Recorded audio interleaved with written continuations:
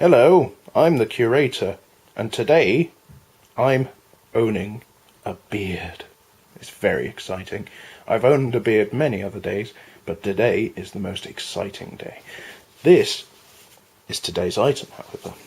Logarithmic and other tables for use at examinations. Several people will now be turning off the video because this involves maths, but I found this at a charity shop for £2 and I'm quite pleased with it actually. It's in really good condition. It's from 1960, I believe. Let me just check inside.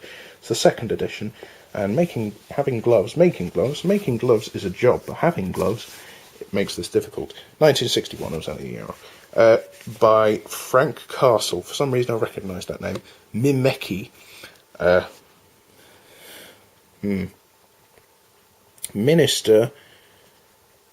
Magister Interrogational Mechanical Edward. I think that's what that stands for. Second edition. Associated Examining Board. Second floor, Tennyson House, 159 Great Portland Street, W1. London, again. London, Macmillan & Co. Limited, New York, and St. Martin's Press. Oh, I have no idea how I managed to stumble upon this, but what intrigues me most about this item, it's not the fact that it's a logarithmic table book, it's the fact that there's going to be a history. Somebody is going to, this won't be a long video, someone is going to have had this on their table and go, right, I want to be and to be one of those, I have to read a logarithmic and other tables book, because to be you have to be very clever with your maths. It's a very difficult job. That's why it's so hard to pronounce. Numbers. A vast table of numbers stretching into the abyss and trying to consume you whole. Blurry numbers. Shadowy numbers. Ooh, not blurry numbers. Oh, that's cool. But yeah, this is the second book that I've reviewed on this channel. Well, observed in this channel. Someone has written 0927 there, and it has numbers in it again. The what's it called? Thumbnail for the News Electrical Pocket book. Nunes. Good behind me. Nunes. Yeah. Is, as you know, the thumbnail for that is numbers as well, so I'm just going to hold this here for a couple of seconds so it's numbers. Yeah. Logarithms. More numbers. Fancy that. I don't know anything about logarithms myself, so I don't even know why I bought or why I'm showing this book, but I quite like it because it's sort of like a reference book. All reference books nowadays are like bright, ugly, multicoloured things that are written in such a way that your brain melts after 3 seconds because the writers are trying to make you interested in it. And to be honest, it's better to have stuff like, well, stuff in a format kind of like the way I do to educate people, because it's sort of more personal and it's less sort of learn logarithms or you die, which is the way that they put these type of things. This book is really obtuse. It just says natural science, and I don't know anything about that. I didn't do maths. I just don't do maths. I'm not very good with maths. Logarithms, numbers.